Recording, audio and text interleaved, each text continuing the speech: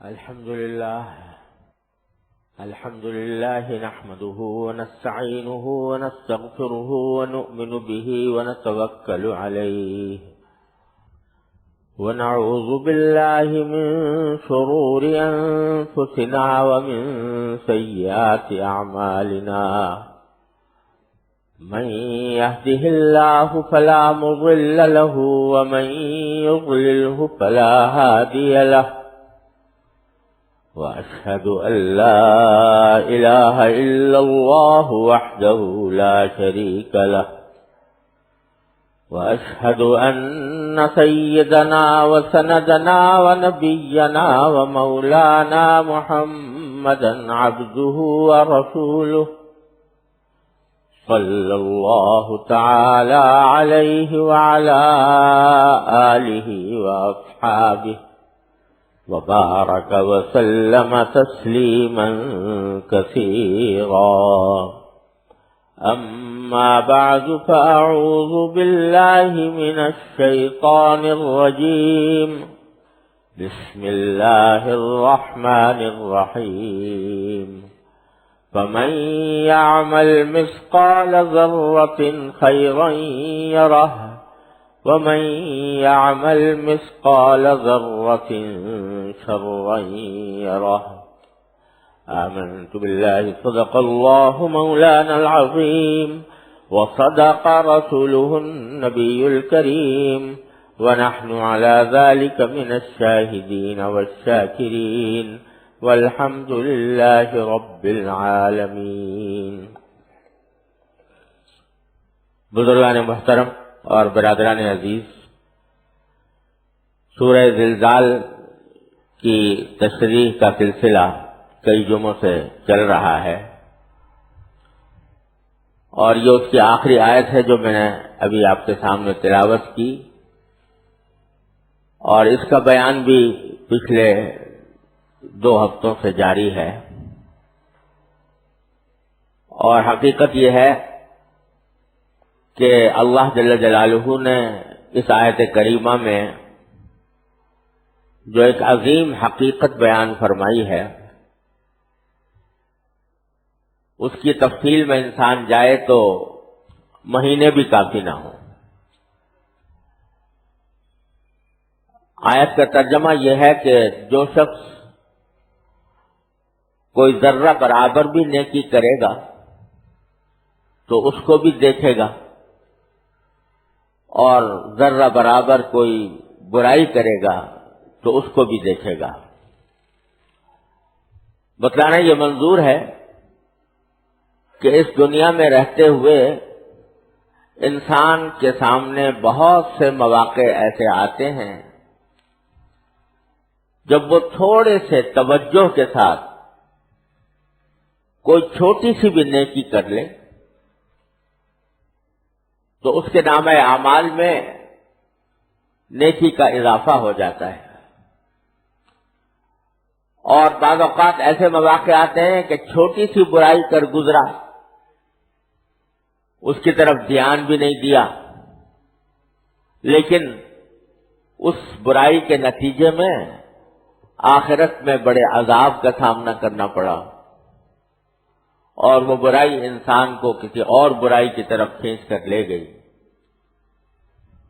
لہذا نہ کسی نیکی کو معمولی سمجھ کر چھوڑنا چاہیے اور نہ کسی برائی کو معمولی سمجھ کر اختیار کرنا چاہیے. آج اس دنیا میں رہتے ہوئے ہمیں آپ کو نیکیوں کی اہمیت اور اس کی قدر و قیمت کا اندازہ نہیں ہوتا. نبی کریم سرور دو عالم صلی اللہ علیہ وسلم نے بہت سے اعمال کے بارے میں فرمایا کہ اس پر اتنی نیکیاں ملیں گی، اس پر اتنی نیکیاں ملیں گی، اس پر اتنی نیکیاں ملیں گی. مثلا حضور اقدس صلی اللہ علیہ وسلم نے قرآن کریم کی تلاوت کے بارے میں فرمایا کہ جب بندہ قرآن کریم کی تلاوت کرتا ہے تو ہر حرف پر 10 نیکیاں ملتی ہیں. ہر حرف پر جو حرف بھی پڑھ رہا ہے اس کے اوپر 10 نیکیاں اس کے نامہ اعمال میں بڑھ جاتی ہیں۔ اور پھر اس کی تشریح یوں فرمائی کہ لا اقول الف لام میم حرف، یعنی میں یہ نہیں کہتا کہ الف لام میم ایک حرف ہے، یعنی صرف اگر الف لام میم پڑھا تو یہ ایک حرف نہیں، بلکہ الف حرف و لام حرف و میم حرف، یعنی الف ایک حرف، لام ایک حرف، میم ایک حرف۔ تو صرف الف لام میم کسی شخص نے اگر اتنی ہی تلاوت کر لی قرآن کریم کی تلاوت کی نیت سے، تو اس کے نامہ اعمال میں 30 نیکیوں کا اضافہ ہو گیا۔ 10 نیکیاں الف کی، 10 نیکیاں لام کی، 10 نیکیاں میم کی، 30 نیکیوں کا اضافہ ہو گیا۔ اب اگر آدمی ایک رکوع بھی تلاوت کر لے قرآن کریم کی، تو آپ اندازہ کیجئے کہ کتنی نیکیاں اس کے نامہ اعمال میں بڑھ جاتی ہیں۔ لیکن یہاں دنیا میں رہتے ہوئے نیکیوں کی تعداد میں اضافے کی ہم لوگوں کو قدر و قیمت نہیں ہوتی، کیونکہ یہاں دماغ و دل کے اوپر روپیہ پیسہ چھایا ہوا ہے۔ اگر یہ کہا جاتا کہ ہر حرف کے اوپر 10 روپے ملیں گے تو شاید اس کی کچھ قدر و قیمت ہوتی، اور ہر ایک اس فکر میں ہوتا کہ بھئی یہ تو بڑا آسان کام ہے، الف لام میم پڑھو اور 30 روپے حاصل کر لو۔ لیکن کیونکہ نیکیوں کی قدر نہیں، اس واسطے اپنی نیکیوں میں اضافے کا اہتمام نہیں۔ قدر اس دن معلوم ہوگی جس دن یہ آنکھیں بند ہو جائیں گی اور اللہ تبارک و تعالیٰ کے ہاں پیشی ہوگی اور حساب و کتاب ہوگا۔ نیکیاں اور بدیاں، نیکیاں اور برائیاں یہ ایک ایک پلے میں رکھی جائیں گی اور اس کے نتیجے میں دیکھا جائے گا کہ کس کا پلہ بھاری ہے۔ وہاں ایک ایک نیکی کی یہ قیمت ہوگی کہ بعض احادیث میں آتا ہے کہ ایک شخص ہوگا کہ جب اس کا حساب و کتاب ہوا تو اس کے نامہ اعمال میں صرف ایک نیکی کی کمی رہ گئی، یعنی اگر ایک نیکی اور ہوتی تو وہ جہنم کے بجائے جنت کا مستحق ہو جاتا، لیکن کیونکہ نیکی کی کمی تھی لہذا وہ جہنمی ہو گیا۔ تو وہ شخص یہ مانگتا پھرے گا لوگوں سے کہ بھئی کوئی ایک نیکی مجھے ادھار دے دو، یہ ایک نیکی مجھے دے دو تاکہ میں اپنا حساب پورا کر لوں اور جہنم کی عذاب سے بچ جاؤں۔ کوئی ملے گا نہیں، بہت پریشان ہو۔ لمبی حدیث ہے جس کے اندر لمبا واقعہ بیان فرمایا گیا۔ غرض اس وقت پتہ چلے گا کہ نیکیوں کی کیا قدر و قیمت تھی۔ وہاں کا سکہ، وہاں کی کرنسی نہ روپیہ ہے، نہ ڈالر ہے، نہ پاؤنڈ ہے، وہاں کی کرنسی تو نیکیاں ہیں۔ جتنی نیکیاں لے کر جاؤ گے اتنا ہی تمہارے لیے وہاں پر آسانی ہوگی۔ اسی لیے حدیث میں فرمایا نبی کریم سرور دو عالم صلی اللہ علیہ وسلم نے کہ آدمی کو جو مال حاصل ہوتا ہے وہ کچھ تو ایسا ہے جو کھا کر ختم کر دیا اس نے، کچھ ایسا ہے کہ جو پہن کر ختم کر دیا، اور وہ یہیں پر اس کا معاملہ برابر برابر ہو گیا، یہی ختم ہو گیا۔ کچھ وہ ہے کہ جو صدقے کے ذریعے یا اللہ کے راستے میں خرچ کرنے کے ذریعے اس نے آگے بھیج دیا۔ تو آگے بھیجنے کے معنی یہ کہ یہاں اپنے ہاتھوں سے خرچ کیا کسی نیک مقصد کے اندر، کسی غریب کی امداد کر دی، کسی مسکین کو کھانا کھلا دیا، کسی صدقہ جاریہ میں پیسے خرچ کر دیے، مسجد میں کی تعمیر میں، مسجد کے اخراجات میں خرچ کر دیے، کہیں کنواں بنوا دیا لوگوں کے پانی پینے کے لیے، کہیں ہسپتال کے اندر بیماروں کی مدد کے لیے انسان نے پیسے خرچ کر دیے، یہ وہ کہتے ہیں جو آج یہاں سے گویا اس نے ٹرانسفر کر دیے آخرت کے لیے، وہاں جا کر وہ ایک ایک پیسہ، ایک ایک روپیہ جو خرچ کیا تھا اللہ تبارک و تعالیٰ کے یہاں، وہاں محفوظ ہو گیا۔ تو وہ نیکیاں ہیں جو انسان کے وہاں پر کام آئیں گے۔ تو ان آیات میں در حقیقت اللہ تبارک و تعالیٰ یہ فرما رہے ہیں کہ ذرہ برابر بھی نیکی کرنے کا کہیں موقع مل جائے تو اس کو نہ چھوڑو۔ اور اللہ تبارک و تعالیٰ نے ہمیں آپ کو دین ایسا عطا فرمایا ہے کہ جس میں ہماری زندگی کی ساری ضروریات اور زندگی کے سارے کام اگر اللہ تبارک و تعالیٰ کو راضی کرنے کی نیت سے کیے جائیں تو وہ سب نیکیاں میں شامل ہیں۔ آدمی روزی کماتا ہے، روزی کمانا، ملازمت کرنا، تجارت کرنا، کھیتی باڑی کرنا، مزدوری کرنا، یہ سارے کام جو ہیں ہر انسان کرتا ہی ہے، لیکن اگر یہ کام اس نیت سے کرے کہ اللہ تبارک و تعالیٰ نے میرے اوپر میرے نفس کا، میرا اپنا اور میرے بیوی بچوں کا حق رکھا ہے، اور اس بیوی بچوں کے حق کی ادائیگی کی خاطر اللہ تبارک و تعالیٰ کے حکم کی خاطر میں یہ اپنی روزی کما رہا ہوں اور حلال طریقے سے کما رہا ہوں، تو یہ سارا عمل جو ہے عبادت بن جاتا ہے، یہ سارا عمل نیکی بن گیا۔ بات زاویہ نگاہ کے بدلنے کی ہے، وہی تجارت ہے، وہی مزدوری ہے، وہی کھیتی باڑی ہے، لیکن اگر ایک شخص محض غفلت کے عالم میں کیا جا رہا ہے کہ بس اپنی پیٹ پوجا مقصود ہے اور کچھ بھی نہیں، تو ایک مباح کام ہے، اس کے اوپر نہ عذاب ہے نہ ثواب ہے۔ لیکن اگر کوئی آدمی اس نیت سے کرے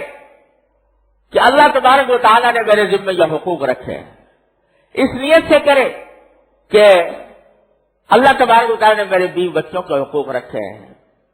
اور حضور اقدس نبی کریم سرور دو عالم صلی اللہ علیہ وسلم نے فرمایا کہ تم ایک لقمہ اٹھا کر اپنی بیوی کے منہ میں دیتے ہو، وہ بھی صدقہ ہے، یعنی اس کے اوپر بھی ثواب ایسا ہی ہے جیسے صدقہ دینے کا۔ بلکہ ایک حدیث میں رسول کریم سرور دو عالم صلی اللہ علیہ وسلم نے ارشاد فرمایا کہ ایک دینار وہ ہے، دینار اس زمانے میں سونے کا سکہ ہوا کرتا تھا، ایک دینار وہ ہے جو تم اللہ کے راستے میں جہاد کے کام میں خرچ کرو، ایک دینار وہ ہے جو تم کسی مسکین غریب کو امداد کرنے کے لیے خرچ کرو، اور ایک دینار وہ ہے جو اپنے گھر والوں کے حقوق ادا کرنے کے لیے اور ان کے لیے کھانے پینے کا سامان کرنے کے لیے خرچ کرو۔ ان تینوں دیناروں میں سب سے زیادہ افضل وہ دینار ہے جو تم اپنے گھر والوں کے اوپر خرچ کرتے ہو۔ اب ذرا سوچئے، کون ہے جو اپنے گھر والوں پر خرچ نہیں کرتا؟ ہر انسان کماتا ہے تو اپنے بیوی بچوں پر خرچ کرتا ہے، لیکن اس کو یہ دھیان نہیں ہوتا کہ یہ کام میں اللہ تعالیٰ کے حکم کے مطابق یا نبی کریم سرور دو عالم صلی اللہ علیہ وسلم کی تعلیم کے مطابق اور آپ کی سنت پر عمل کرنے کے لیے کر رہا ہوں۔ نتیجہ یہ کہ وہ اس نیت کے نہ ہونے کی وجہ سے ہو سکتا ہے کہ اس کے ثواب سے محروم ہو۔ یہ نیکی ہے، یہ بھی نیکی ہے، لیکن اگر اس کو اس نیت سے کرو کہ نبی کریم صلی اللہ علیہ وسلم نے یہ ارشاد فرمایا ہے اور اللہ تبارک و تعالیٰ کا یہ حکم ہے، تو اس نیت کی تبدیلی سے، زاویہ نگاہ کے بدل جانے سے اسی عمل کو اللہ تبارک و تعالیٰ نے نیکی قرار دے دیا۔ اسی طرح مثلا بے شمار ایسے کام ہیں کہ جن کو ہم اپنی عادت کے مطابق کرتے ہی ہیں، لیکن چونکہ دھیان نہیں ہوتا اور اس کو دین کا حصہ نہیں سمجھتے اور اس کو اللہ اور اللہ کے رسول صلی اللہ علیہ وسلم کی اطاعت کے طور پر انجام نہیں دیتے، اس واسطے وہ سونا مٹی بن جاتا ہے۔ مثلا جب ہمارے متعلقین میں یعنی رشتے داروں میں کوئی بیمار ہو تو عام طور سے لوگ بیمار پرسی کے لیے جاتے ہی ہیں، لیکن ایک جانا اس لیے ہے کہ تاکہ میرے سر سے بوجھ اتر جائے، یا اس لیے ہے کہ تاکہ میرا نام ہو جائے کہ بھئی یہ بھی بیمار پرسی کے لیے آیا تھا۔ لیکن ایک جانا یہ ہے کہ حدیث میں نبی کریم سرور عالم صلی اللہ علیہ وسلم نے ارشاد فرمایا کہ جو شخص کسی مسلمان کی بیمار پرسی کے لیے جاتا ہے تو جب تک وہ بیمار پرسی کے عمل میں داخل ہے، یعنی عمل کر رہا ہے، جا رہا ہے، بیمار پرسی کر رہا ہے اور واپس آ رہا ہے، اس پورے عرصے میں 70,000 فرشتے اس کے لیے رحمت کی دعائیں کرتے رہتے ہیں، اور جب تک اس عمل میں مشغول ہوتا رہتا ہے اس وقت تک اللہ تبارک و تعالی کی طرف سے وہ جنت کے باغ میں ہوتا ہے۔ اتنی فضیلت بیان فرمائی۔ تو اگر کوئی شخص بیمار پرسی اس نیت سے کرے کہ میں اس کام کے لیے کر رہا ہوں کہ نبی کریم صلی اللہ علیہ وسلم نے اس کو ایک عظیم نیکی قرار دیا ہے، آپ کی سنت ہے، آپ نے یہ مسلمان کا حق بنایا ہے، تو یہی عمل جو ہم عام طور سے کرتے ہیں وہ عمل عبادت بن جاتا ہے، وہ اللہ تعالیٰ کے ہاں ایک بہت بڑی نیکی شمار ہوتی ہے، اس کے ذریعے نامہ اعمال میں اضافہ ہوتا ہے۔ تو بہت سے کام جو ہم عادتاً کرتے ہیں ان میں نیت کا درست کر لینا یہ ایک ایسا نسخہ کیمیا ہے جو مٹی کو بھی سونا بنا دیتا ہے۔ اللہ تبارک و تعالیٰ کے ہاں نیکی لکھی جاتی ہے۔ اللہ تبارک و تعالیٰ کی بارگاہ ایسی کریم ہے کہ چھوٹی چھوٹی باتوں کے اوپر بھی اللہ تبارک و تعالیٰ نے اتنا بڑا عظیم انعام عطا فرمایا۔ کسی بھی مسلمان کو کسی تکلیف سے بچانا اس کو بہت بڑی عبادت قرار دیا ہے کہ میں ایک کام کرنے کا ارادہ کر رہا تھا لیکن خیال ہوا کہ اس سے فلاں شخص کو تکلیف پہنچے گی، اس لیے اس کو چھوڑ دیا۔ تو اس غرض سے جو چھوڑا اس کے اوپر اللہ تبارک و تعالیٰ کے ہاں بڑا عظیم اجر و ثواب ہے۔ اس کی ایک مثال یہ ہے کہ آپ جانتے ہیں، ہر مسلمان جانتا ہے کہ صف اول میں نماز پڑھنا کتنی بڑی فضیلت رکھتا ہے۔ حضور اکرم صلی اللہ علیہ وسلم نے ایک حدیث میں ارشاد فرمایا کہ اگر لوگوں کو پتہ چل جائے کہ پہلی صف میں نماز پڑھنے کی کیا فضیلت ہے تو لوگ اس پہ قرآن اندازی کرنے پر مجبور ہو جائیں۔ ہر شخص چاہے کہ میں پہلی صف میں پڑھوں گا، سب تو آ نہیں سکتے تو قرآن اندازی کرنی پڑے اور لوگ قرآن اندازی کرنے پر آمادہ ہو جائیں، لیکن چونکہ لوگوں کو اندازہ نہیں کہ کتنی فضیلت ہے اس واسطے کوئی خاص پرواہ نہیں کرتے۔ اور آپ نے فرمایا کہ صف اول کے اوپر اللہ تبارک و تعالیٰ کی سب سے زیادہ رحمتیں ہوتی ہیں جماعت کے اندر، اتنی فضیلت اس کی ہے۔ لیکن ساتھ ہی ایک حدیث میں رسول کریم صلی اللہ علیہ وسلم نے ارشاد فرمایا کہ اگر کوئی اللہ کا بندہ پہلی صف میں شامل ہونے کو اس نیت سے چھوڑ دے کہ میں پہلی صف میں جانے کے لیے میں جاؤں گا تو لوگوں کو تکلیف ہوگی، مثلا لوگوں کی گردنیں پھلانگنی پڑیں گی، گردنیں پھلانگ کر جاؤں گا، یا صف اول پہلے سے بھری ہوئی ہے اور میں اگر اس میں بیچ میں گھسنے کی کوشش کروں گا تو جو لوگ پہلے سے بیٹھے ہوئے ہیں ان کو تکلیف ہوگی۔ اس تکلیف سے بچانے کے لیے وہ آدمی صف اول میں نہیں جائے۔ دل تو چاہ رہا تھا کہ میں پہلی صف میں جا کے نماز پڑھوں، ارادہ بھی تھا، لیکن اس لیے نہیں پڑھ رہا کہ اس سے دوسروں کو تکلیف ہوگی، تکلیف سے بچانا چاہتا ہے۔ تو حضور اقدس صلی اللہ علیہ وسلم فرماتے ہیں کہ ایسے شخص کو صف اول میں نماز پڑھنے سے دگنا ثواب ملے گا، جتنا ثواب اس کو پہلی صف میں پڑھنے سے ملتا اللہ تبارک و تعالیٰ اس کو دگنا ثواب عطا فرمائیں گے، اس واسطے کہ اس نے دوسروں کو تکلیف سے بچانے کی خاطر اپنی صف اول میں نماز پڑھنے کی خواہش کو ترک کر دیا۔ تو اللہ تبارک و تعالیٰ نے یہ بات آدمی ذرا سا دھیان سے کام لے کہ میرے کسی عمل سے کوئی تکلیف تو کسی مسلمان کو نہیں پہنچ رہی، یا کسی بھی انسان کو تکلیف تو نہیں پہنچ رہی، اور اس تکلیف سے اس کو بچانے کے لیے آدمی اپنا راستہ بدل دے یا اپنا طریقہ بدل دے، یہ بظاہر دیکھنے میں تو معمولی سی بات ہے، کسی کو نظر بھی نہیں آئے گی، لیکن اللہ تبارک و تعالیٰ کے ہاں یہ بہت قدر و قیمت کی چیز ہے۔ تو اس لیے فرما رہے ہیں باری تعالیٰ کہ ذرہ برابر نیکی بھی کر لو گے تو وہ تم وہاں پر جا کر دیکھو گے ایسے بے شمار اعمال ہیں جن کو ہم نے چھوڑا ہوا ہے محض غفلت کی وجہ سے، توجہ نہ ہونے کی وجہ سے اور لاپرواہی کی وجہ سے، لیکن اگر ذرا سا دھیان کر لیں تو ہمارے نام اعمال میں نیکیوں کا اضافہ ہوتا چلا جائے۔ میری ایک کتاب ہے، مختصر سی کتاب ہے، آسان نیکیاں کے نام سے، میں نے اس میں ایسے ہی اعمال کو جمع کیا ہے کہ جن کو انجام دینے میں کوئی تکلیف نہیں ہوتی، کوئی مشقت نہیں ہوتی، کوئی پیسہ خرچ کرنا نہیں پڑتا، لیکن اگر آدمی ذرا سے دھیان سے وہ کام کر لے تو ایک بڑی نیکی کا اس کے نام اعمال میں اضافہ ہو جاتا ہے۔ کچھ بعید نہیں کہ اللہ تعالیٰ اس کی بنا پر اس کی مغفرت فرما دے، اور اگر اس کی عادت ڈال لی جائے تو پھر نیکی کی خاصیت یہ ہے کہ نیکی کو کھینچتی ہے، اس کے نتیجے میں اللہ تبارک و تعالیٰ مزید نیکیوں کی توفیق عطا فرماتے ہیں۔ یہ چھوٹا سا رسالہ ہے، آسان نیکیاں، تو ایسی چیزیں اس میں جمع کی ہیں کہ جو محض ذرا سی توجہ سے آدمی اس کے ذریعے بہت سے نیک اعمال انجام دے سکتا ہے اور اپنے لیے آخرت کا ذخیرہ بنا سکتا ہے۔ اور اس کے برعکس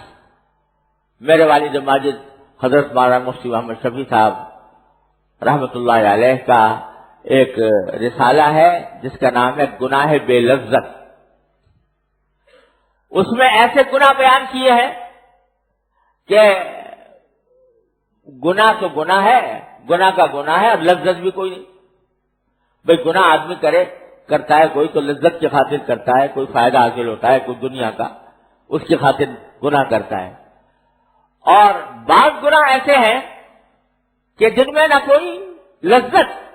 نہ کوئی دنیا کا فائدہ، محض بے توجہی سے ہم لوگ کیے جاتے ہیں۔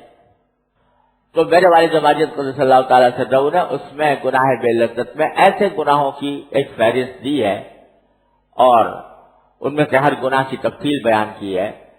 کہ جس میں مزہ بھی کوئی نہیں، لذت بھی کوئی نہیں، اور خامخواہ کا گناہ اپنے سر لگ رہا ہے، اور اس کے نتیجے میں کہ ذرہ برابر برائی